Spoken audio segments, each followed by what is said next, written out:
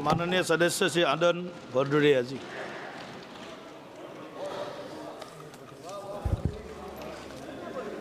मैं बोलता हूं तो इल्जाम है बगावत का, मैं चुप रहूं तो बड़ी बेबसी सी होती है। सभापति जी, आज 39 बरस बाद भारतीय जनता पार्टी सरकार के कुकर्मों के कारण हमें अपने शानदार लोकसभा अध्यक्ष आदरणीय श्री ओम बिरला जी के खिलाफ अविश्वास प्रस्ताव लाना पड़ा है। मैं आदरणीय संसदीय कार्य मंत्री जी को बड़े गौर से सुन रहा था कल। उन्होंने बड़ी चालाकी से विपक्ष पर दोष मढ़ दिया। बड़ी चालाकी से संसदीय कार्य मंत्री ने विपक्ष पर दोष मढ़ दिया कि हम देश की संवैधानिक संस्थाओं को कमजोर कर रहे हैं। सच तो यह है, आपने 2014 के बाद देश की सभी संवैधानिक संस्थाओं का राजनीतिकरण किया है, संघीकरण करने का काम किया है, बीजेपीकरण किया है। अब इस लोकतंत्र के पवित्र मंदिर के महान आसन का भी आप बीजेपीकरण करने पर आमादा हैं, आसन की मर्यादा तार तार करने पर आमादा है। इसलिए हम विपक्ष के लोग इस आसन की गरिमा को बचाने के लिए अविश्वास प्रस्ताव लेकर के आए हैं। आसन हम सबको संरक्षण देता है, लेकिन बीजेपी सरकार आसन को कठपुतली बनाने की चेष्टा कर रहा है। इसलिए विपक्ष आसन के संरक्षण के लिए अविश्वास प्रस्ताव लेकर के आया है। जब संसदीय कार्य मंत्री गिना रहे थे, इतना शून्य काल में मौका दे दिया, इतना पॉइंट, इतना कानून मंत्री कह रहे थे कि हाँ इतना हमने मौका दे दिया। पीछे बैठे सदस्य कह रहे थे कोई पॉइंट ऑफ ऑर्डर नहीं, बैठ जाइए। कानून मंत्री कह रहे थे बोलने दे रहे हैं, इतना मौका दे दिया इसीलिए दिमाग खराब है। पीछे बैठे, आप वीडियो निकाल लीजिए, पीछे बैठे सदस्य कह रहे थे कोई मौका आगे नहीं मिलेगा। हम सत्ता पक्ष के इसी रवैये के खिलाफ अविश्वास प्रस्ताव लेकर के विपक्ष को आना पड़ा। आप कह रहे थे इतना सप्लीमेंट्री दे दिया विपक्ष को, हम सरकार से खैरात मांग रहे हैं क्या? हाँ, माननीय अध्यक्ष जी ने दिया है समय, ये उनका बड़प्पन है, उनका विराट व्यक्तित्व दर्शाता है। 21 महीने के कार्यकाल में हम समाजवादियों को और खासकर हमारे नेता पीडीए के जननायक, शोषित, पीड़ित, वंचित, दबे कुचले लोगों की सशक्त आवाज माननीय अखिलेश यादव जी को उनका भरपूर स्नेह मिला है। इसमें कोई, हम इस बात को नजरअंदाज नहीं कर सकते। लेकिन डरपोक भारतीय जनता पार्टी की सरकार माननीय अध्यक्ष जी के आसन के पीछे छुप करके विपक्ष की आवाज को दबाना चाहती। श्रीमान राहुल गांधी जी केवल नेता प्रतिपक्ष नहीं है, बल्कि इस देश के करोड़ों आम आवाम की, वंचित वर्ग की आवाज है। इंडिया गठबंधन के 42% मतदाताओं की आवाज है। माननीय सदस्य ऐसा बोल रहे थे, कई सदस्य बोले, ऐसा लग रहा था कि वो अध्यक्ष जी के खिलाफ अविश्वास प्रस्ताव पर भाषण नहीं कर रहे हैं, वो नेता प्रतिपक्ष के खिलाफ अविश्वास प्रस्ताव आया है उस पर भाषण कर रहे थे। लोकतंत्र केवल बहुमत से नहीं चलता, लोकतंत्र असहमति से चलता है, सवालों से चलता है। जब विपक्ष की आवाज को दबाया जाता है तो केवल विपक्ष की आवाज नहीं दबती, बल्कि करोड़ों आम आवाम की आवाज दबती। हमने इसी सदन के, हमने पुराने सदन के अंदर श्रीमान अटल बिहारी वाजपेयी जी का भाषण सुना है, कम से कम उनसे सीख ले लेते। उन्होंने कहा था, कबीर दास जी का वो दोहा पढ़ा था कि निंदक नियरे राखिए आंगन कुटी छवाए, बिन पानी साबुन बिना निर्मल करे सुभाए। सदन की गरिमा बनाए रखना क्या सिर्फ विपक्ष की जिम्मेदारी है? मैं मानता हूं उससे बड़ी जिम्मेदारी सत्ता पक्ष की है। मुझे आज आदरणीय गुरु उदय प्रताप सिंह जी की कविता की 4 पंक्तियां बरबस याद आ रही। न तेरा है न मेरा है, ये हिंदुस्तान सबका है, नहीं समझी गई ये बात तो नुकसान सबका है। आदरणीय सभापति जी, आज 12 दिन से हमारे 8 साथी संसद की सीढ़ियों पर दिन भर बैठे रहते हैं। मैं मानता हूं आदरणीय अध्यक्ष श्रीमान ओम बिरला जी का मन जरूर द्रवित होगा, क्योंकि जितना 21 महीनों में मैंने उनको जाना है, अगर वो आसन पर होते तो शायद ऐसा फैसला नहीं होता। ये बीजेपी सरकार ने आसन से जबरदस्ती फैसला कराने का काम किया है। आदरणीय सभापति जी, बीजेपी सरकार को बताना चाहिए कि गाजा और इजराइल में जब संघर्ष हो रहा था, क्या विश्व का कोई प्रधानमंत्री ने इजराइल का दौरा किया है? कौन सा सम्मान आनंद जी, जिसका पहले हमने कभी नाम नहीं सुना? मैं पूरे भरोसे के साथ कह सकता हूं भदौरिया जी कि एक मिनट, जो भी निर्णय आसन से हुआ है उसको ये कोई अध्यक्ष जी का, जो यहाँ पर बैठते हैं अध्यक्ष जी का, और जो हम लोग शेयर पर्सन बैठते हैं, तो इसमें अध्यक्ष जी का भी भूमिका रहते हैं। तो आप आसन का मर्यादा को आप कम मत रखिए। आसन को आप सम्मान देने का आप दिशा रखिए। मर्यादा की बात कर रहे हैं। वही माननीय सभापति जी, अगर कुछ असंसदीय लगे तो आप आसन से नहीं। बुलवा रहे हैं। शब्द बदल अगर ओम सकते हैं। बिरला जी अच्छा है तो आसन भी अच्छा ही है।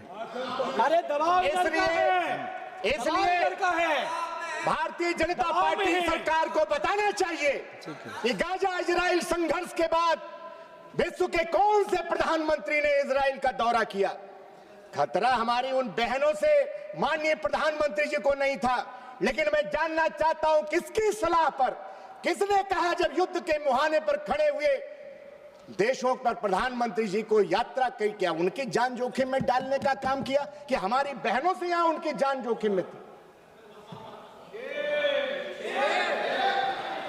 हम सलाम करते हैं ईरान के सर्वोच्च नेता अयतुल्ला खamenei साहब को, जिन्होंने अपनी आपकी तरह अमेरिका के आगे घुटने नहीं टेके, बल्कि उन्होंने शहादत को गले लगाया और आपने अमेरिका के आगे घुटने टेकने का काम किया।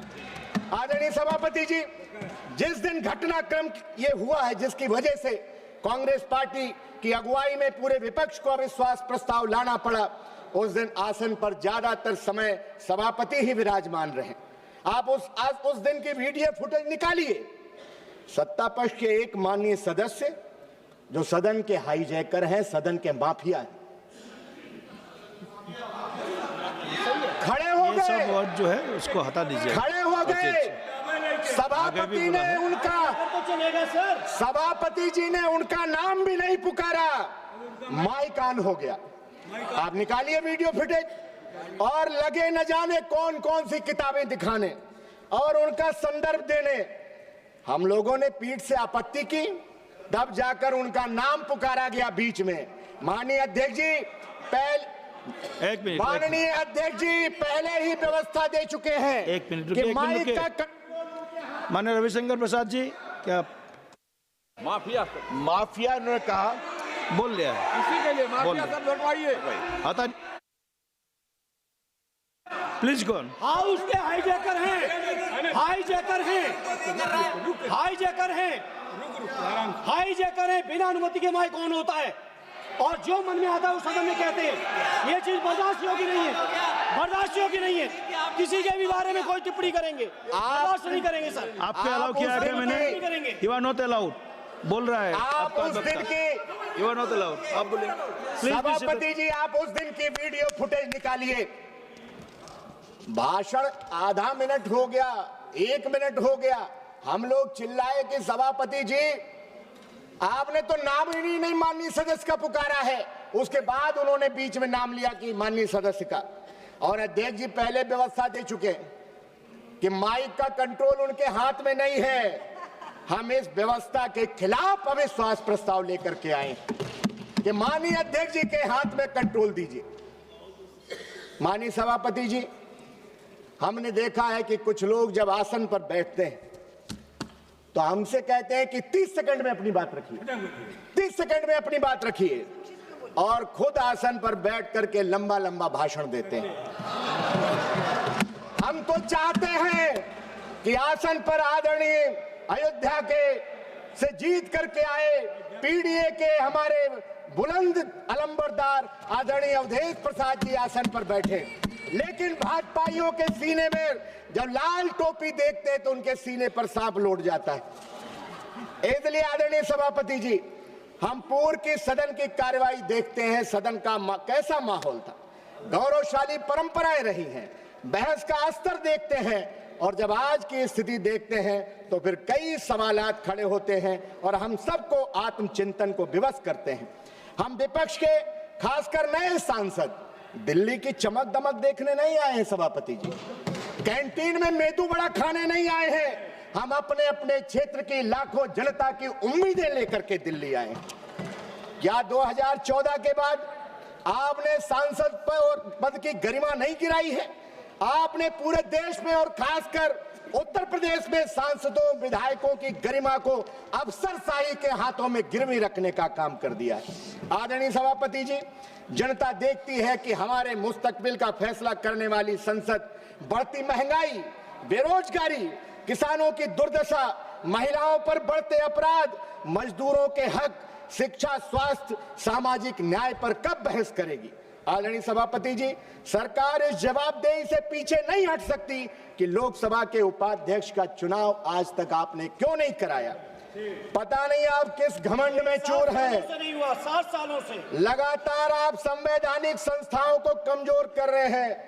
मैं तो आपके गुरूर पर 4 पंक्तियां कहना चाहता हूं, और राहुल जी चले गए, मैं चाहता था कि वो उपस्थित रहते। राहुल जी ने खोली है, आपके गुरूर पे कहना चाहता हूं, राहुल जी ने खोली है मोहब्बत की दुकान।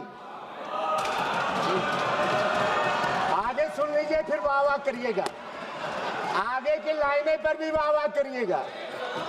राहुल जी ने खोली है मोहब्बत की दुकान, क्योंकि नफरती लोगों को प्यार की जरूरत है, और जीत ने अंधा कर दिया है तुम्हें, तुझको एक हार की जरूरत है।